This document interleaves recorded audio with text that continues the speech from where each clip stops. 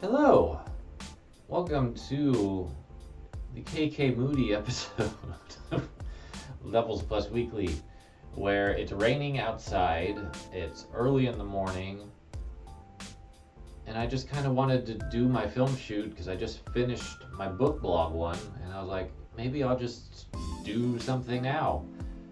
And I realized that the lighting is a little bit meh, but we'll work through it. Alright, so I've got a lot of pickups in the second half, but this first half, I've been trying to think, what do I want to talk about this week? And I'm going to talk about the Switch Online apps, namely the NES and Super Nintendo ones, because I feel like we're in a weird place with these. And it couldn't really have been encapsulated any better than what Nintendo announced earlier this week as the releases for February. All of these would be considered obscure at best. So we've got 3 Super Nintendo games. We have Psycho Dream and Doomsday Warrior. Both of those are coming from Adia, who have the rights to Telenet Japan. We have Prehistoric Man, which was originally published by Titus, but somehow Interplay Entertainment owns it now. I don't know when that happened, but apparently it did. And then we have Fire and Ice from Koei Tecmo for the NES. Nothing from Nintendo this month. Nothing from major third parties outside of Koei Tecmo, of course. So like Capcom, Konami, and of course Square Enix, who still haven't shown up. We're getting some of these really obscure companies like Adia and Pico Interactive, Culture Brain Excel, Sammy from Sega Sammy. And now Interplay Entertainment.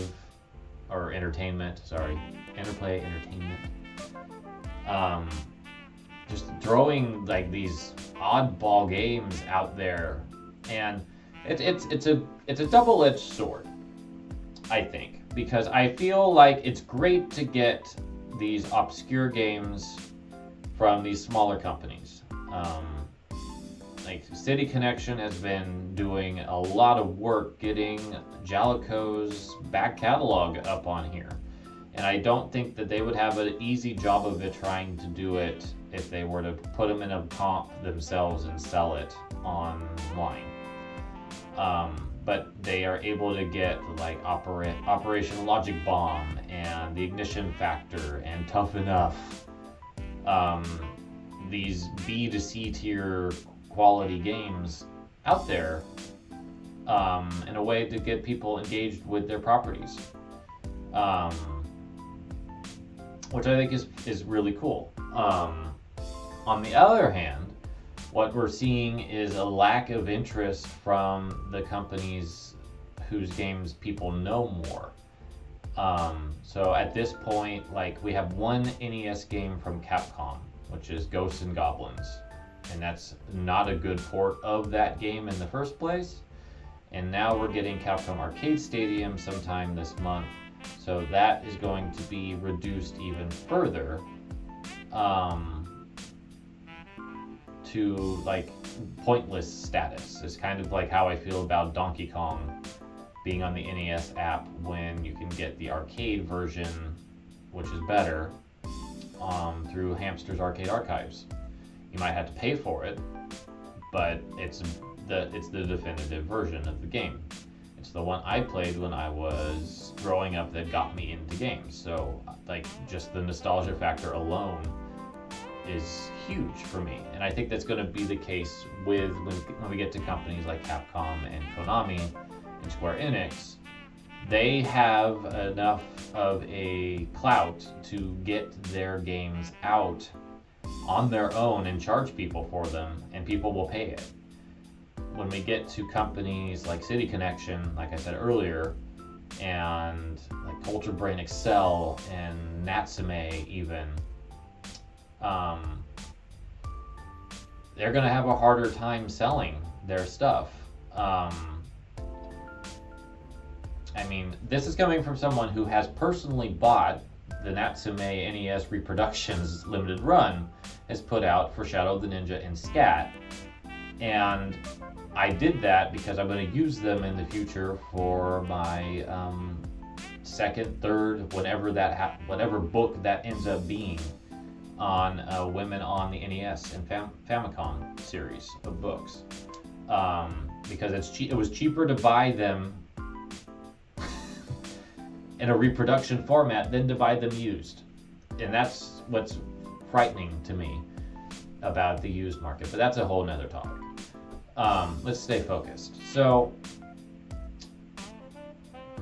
I've been writing about these and ranking these and doing like what else could they bring articles about the Switch Online apps because I care about the apps. I think that it's a good evolution of the Virtual Console, and we're seeing stuff that the Virtual Console never even approached, especially now that we're getting into like these very small companies with IPs getting their games out on the Switch Online app that probably couldn't afford the licensing or whatever it costs to get games on the Virtual Console. And would they sell? Would Doomsday Warrior have sold much on the Super Nintendo Virtual Console? I don't know, and I don't think so, because it's not what I've seen of the game in action. Doesn't look like it would be something I'd want to pay money for, but it's something I would sample on this app that I paid $20 for a year to have access to this stuff and to play games online. Yes, that makes sense to me. So we got this double-edged sword where we've got games from Capcom and Konami that we would love to actually see, and we would love to have Square Enix get on board. We'd love to see other big third parties that had a hand on the NES or Super Nintendo to get on board that haven't yet, including North American companies, although the thought of seeing EA or Activision Blizzard or Ubisoft games on here is a disquieting notion because those companies all have lots of problems. But so does Konami, right? But it's like I just start thinking about like all of these games, like on my top 111 video game soundtracks video, I deliberately called out Konami Digital Entertainment for not doing Blades of Steel on the NES Switch app, which is like the kind of killer app game that would get me excited because you could play that online with people.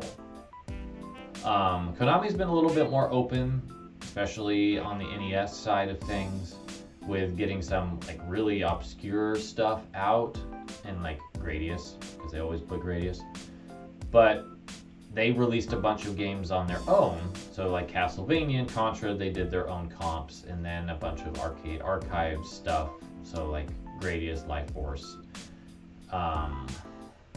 things like that. Just it makes it a little bit less of an interest for them, I think, to publish Blades of Steel and Double Dribble in the track and field games, Bayou Billy, Metal Gear. You know, the stuff that they haven't released is it just like is there works for these games to be re-released, or are we just sitting here wondering why aren't they here? Because like Blades of Steel, Double Dribble, they did appear on the Wii Virtual Console, if my memory is correct. Track and Field 1 and 2 did not. Bayou Billy was on the Wii U. Metal Gear has never been re-released in its NES format anyway. And then like Capcom went kind of all in on their Super Nintendo stuff, because we've got I think Super Ghouls and Ghosts, we've got both Breath of Fires, we've got Demon's Crest. But there's still like, where's the two Final Fight games? Where's some of the arcade ports like Captain Commando and Magic Sword and Knights of the Round and King of Dragons? stuff like that we don't have. And then of course, like on the NES, Capcom alone has so many games that are not Mega Man, which were released separately, which I totally understand. But we've got like Strider and Mighty Final Fight and Street Fighter 2010 and Bionic Commando. Bionic Commando, for goodness sake, just get that game re-released somehow. And I'm trying to not say anything licensed, which does make it a little bit trickier. We got like weird games like Codename Viper. We've got Gargoyle's Quest 2. We've got Snow Brothers, which I know is a Toa Plan game that Capcom licensed, but maybe they could work it out, because Toa Plan is re-releasing shooters somehow, just by being dead. And then we've got companies that we don't have like any representation for. Like, I know somebody owns the rights to Compile's games, because on the Wii Virtual Console we had Lunar Pool and Xanic. So whoever owns the rights to Compile, can we get those back onto the Switch Online app and maybe get Guardian Legend on there?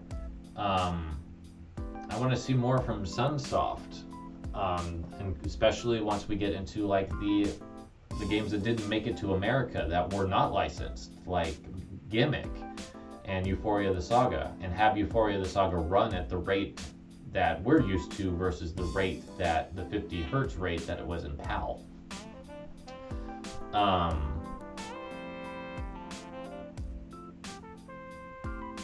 I just feel like it's like I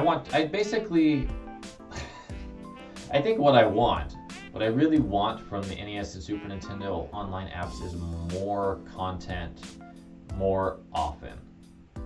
I think that's the gist. I want to see more companies involved. I want to see more games coming out. And I want to see more consoles being added. I feel like it's just like the whole thing with the NES and the Super Nintendo Switch Online apps is that it's potential that is not being fulfilled fully.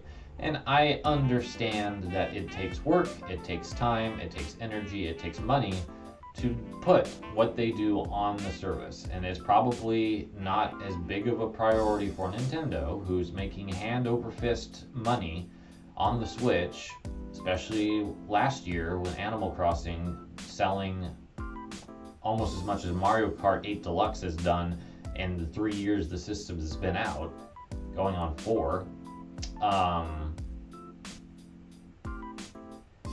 And I just want to see more from this service. I want to see the Game Boy and Game Boy Advance. I want to see N64 possibly. GameCube if they could figure out how to do it. Nintendo's just got such a back catalog of legacy that they're not using to its fullest. And I would be willing to pay more for a year if there was more consoles and more games on this service, personally. I wouldn't have a problem with that if there was more reason to do it. I don't play online games all that much anymore. If I do, it's Splatoon 2 or Smash Ultimate, and Splatoon 2 runs fine. Smash Ultimate does not. But just the thought of being able to engage with more of the back catalog of Nintendo's work, as well as so many other companies, especially these smaller IP owners that are getting like these great obscure cult classics / mystery games. Apparently Psycho Dream is really, really good. I've never heard of it before because it was never localized to my knowledge. So we're getting this chance to experience a game that never got the recognition it deserved when it came out. Prehistoric Man apparently is a very good late Super Nintendo platformer. And probably Titus's best game that they ever made. Titus is so synonymous with Superman 64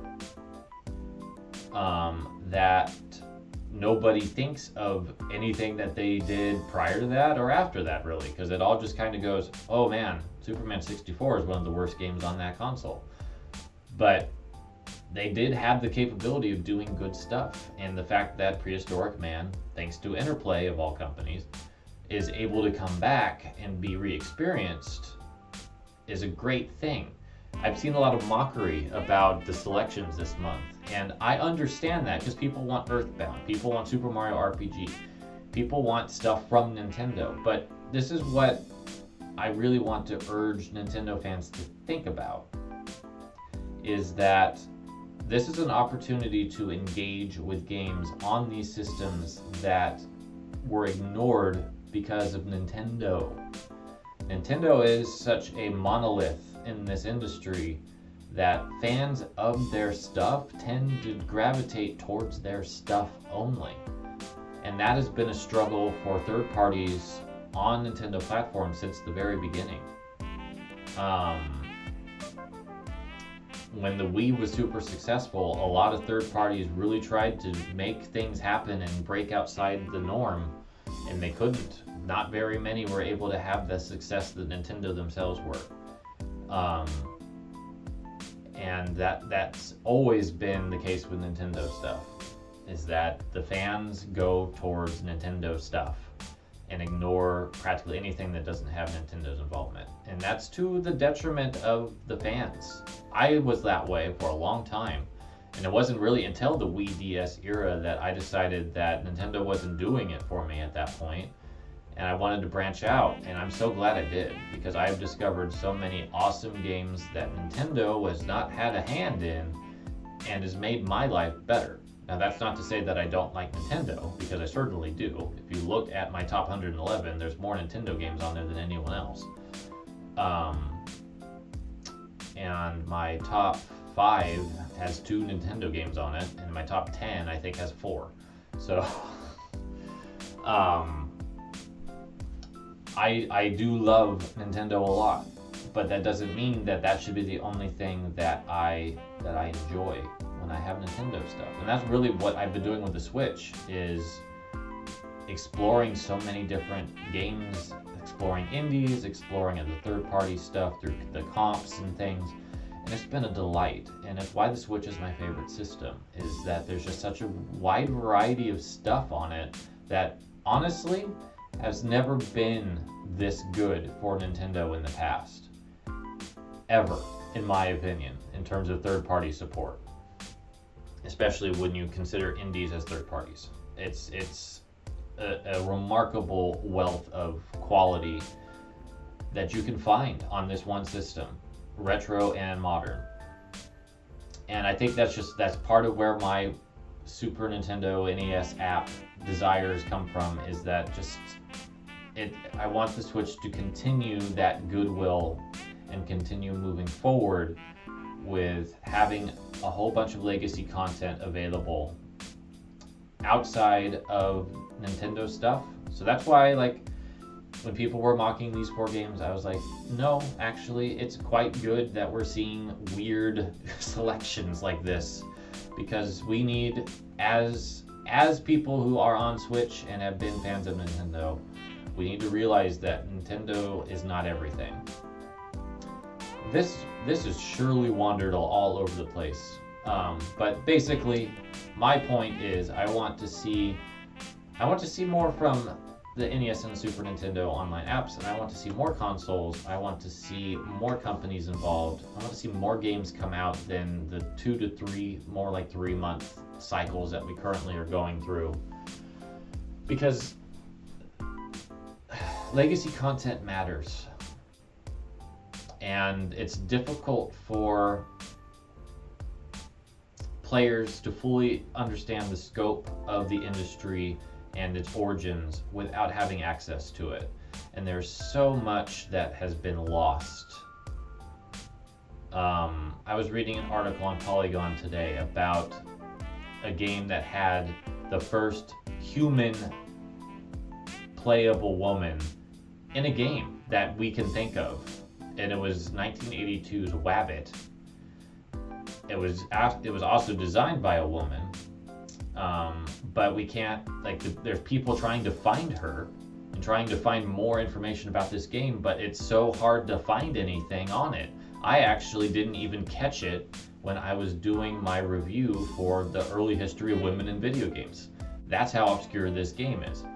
And it's frustrating that this industry does not give its history the museum quality archival and distribution that it deserves. And that, I think, is my biggest frustration, is that there's so much more that Nintendo could be doing on this front, and they're not at this point. There's so much more that could be done by other companies through the Nintendo apps, and they're not. And while I do not emulate and I do not pirate, I understand why people do, because that is where the legacy has had to shift to try to keep some of this stuff alive, because the companies that own them don't, or the companies that own them are dead, and the IP rights are scattered to the wind for those companies. And that's how you end up with Prehistoric Man, a Titus Software title, ending up with Interplay Entertainment. And that's how you end up with The Immortal on the NES, which is published by Electronic Arts but developed by a small team that no longer exists, ends up with Pico Interactive.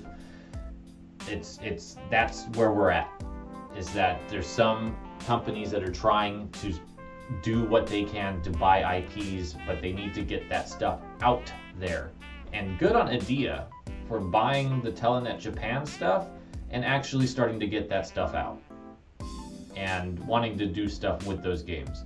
Because it went from Sunsoft, who did nothing, to City Connection, who did nothing, to Adia, who's doing something. And that's what we need. We need people, we need companies, we need people in these companies to realize the importance of legacy content and get it out there. And that is what I want from the NES and Super Nintendo apps, and what I want from continued stuff. So that's why I was frustrated at Capcom earlier, at Konami earlier, and why I don't have an issue with not getting stuff from Nintendo this month.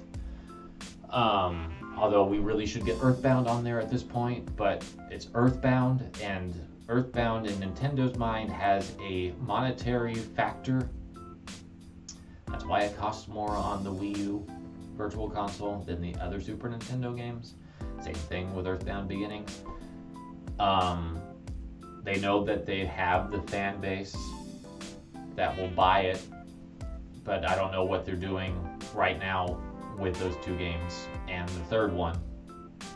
So that's basic. Like, this turned into like such a wide-ranging topic. I'm not even sure how coherent it is, but I think the goal of what I wanted to talk about was preservation of legacy content and getting those games out to people. And Nintendo has a brilliant way of doing that for the NES and Super Nintendo and potentially more consoles. They just need to quit drip feeding it. They need to continue to work with other companies, including bigger ones, and attempt to get Square Enix to get into this, to at least release some of their more obscure stuff, like King's Knight, Rad Racer, Illusion of Gaia, Terranigma, the Enix side of Square Enix that they don't acknowledge. Just getting that stuff back out into the world is so important. And it doesn't all necessarily need to be monetary. And that's what I love about the Switch app, is that yes, I pay $20 to have access to it, but that's really cheap if you consider the amount of stuff that's on there. It used to be $20 would buy you 4 NES games and 2 Super Nintendo games. And now it buys you over 100 plus games. And to me, that's worth it, just to do that for a year. But I want more, and we deserve more, because the industry is terrible at saving itself, and we need to do better as a whole. So I think that is a good opening topic.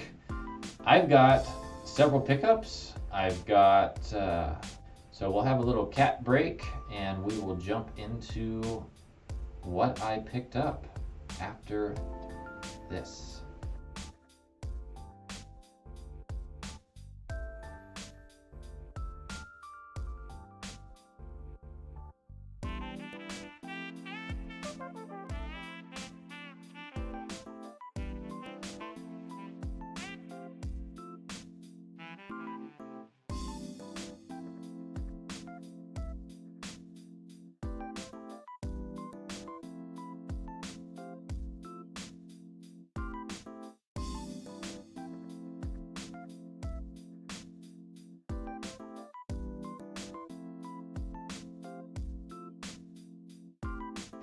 All right, welcome to part 2 of Levels Plus Weekly. I've got a lot of pickups this week. I got 3 different things.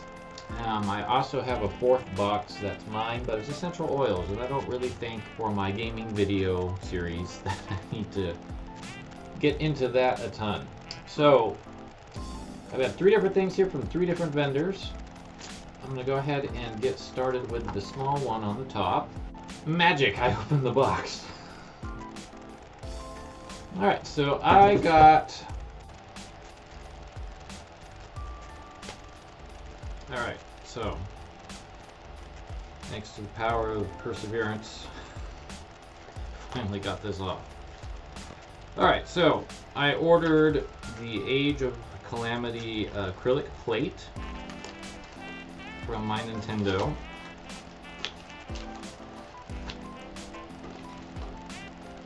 And let me show you what that looks like.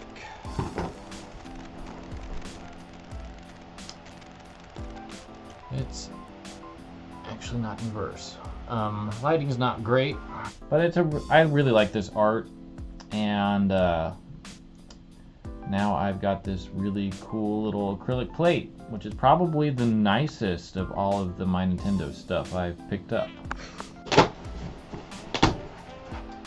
Alright, so I've been waiting for this for quite some time.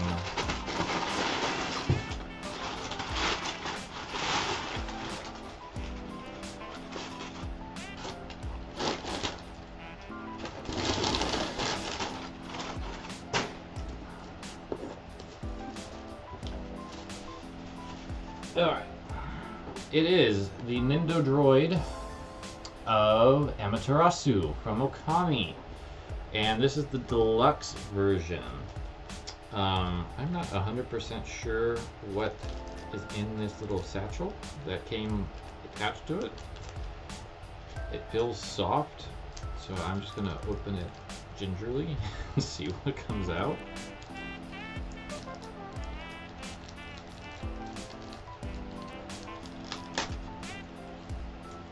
It is a very, very, very tiny little thing. I'm assuming this might be eSIM.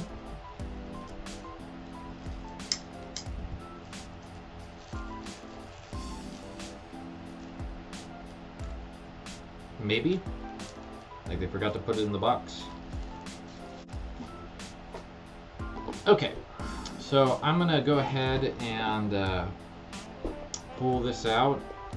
And again, my editing is just going to be so much fun. I have wanted something, figure-wise, of Okami forever.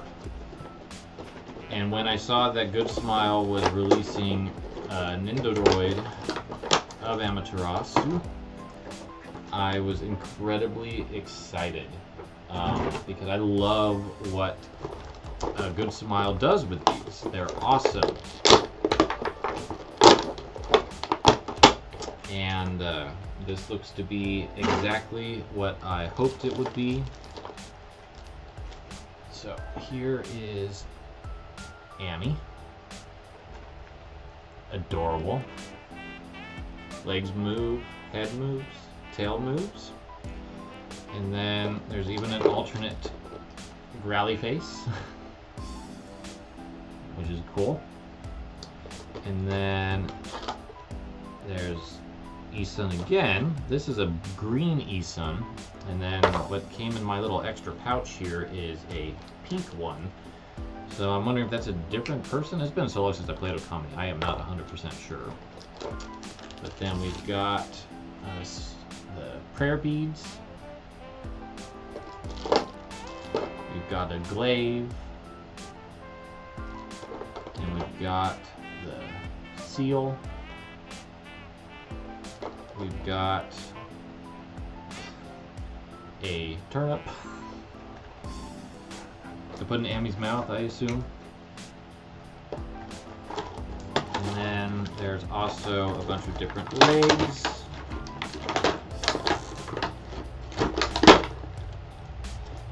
Right here. As well as the stand to put everybody on. So what I'll probably do, just to speed this video along, is assemble Amy with the gear that I want her to wear, and show you the final result at the end. So that's what Amy looks like all assembled. I promised I would share that, so here you go.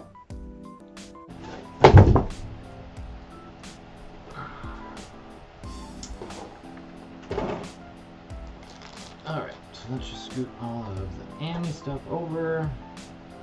Oh, I'm so excited to have this. Alright, so this is the limited run Samurai Shodown NeoGeo Collection limited edition.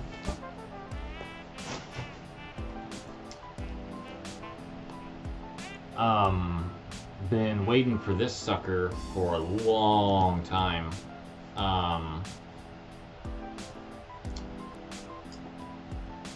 I got Sam Show 2019 for the Switch through Pix and Love, and they also did a Sam Show NeoGeo collection, but they're based in France.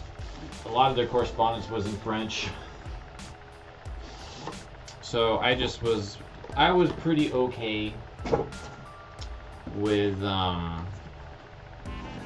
when Limited Run put theirs up, with going with them instead.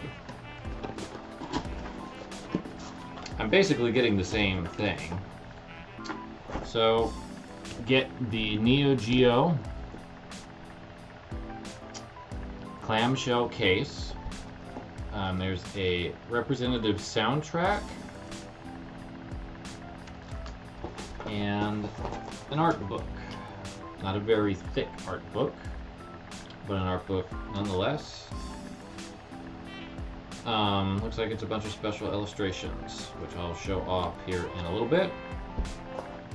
And that is what's in that box. So let's go ahead and open up the clamshell.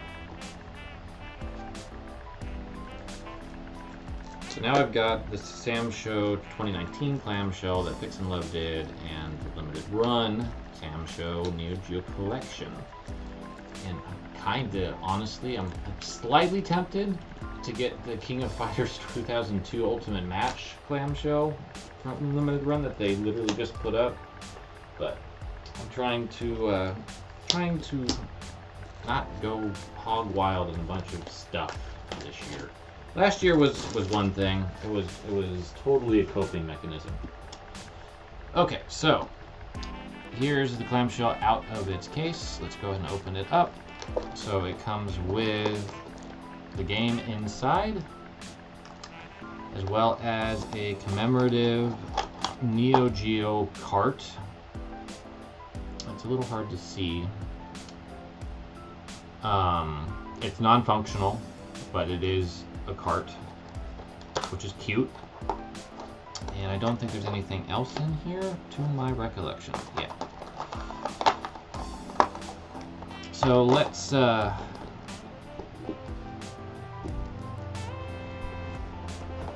a little preview of the art book as best as I can.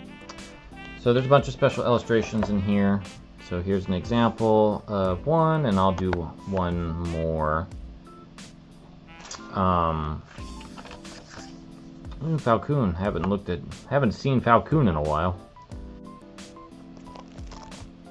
which I have a feeling has probably got a manual, a little bit closer look at the little NeoGeo carton there. And a little bit better look at the back of the case, which has 7 Samurai Shodown games in one. It's pretty cool. So, thank you so much for watching. I hope you enjoyed checking out my cool stuff that I got. And I will see you next week. Take care.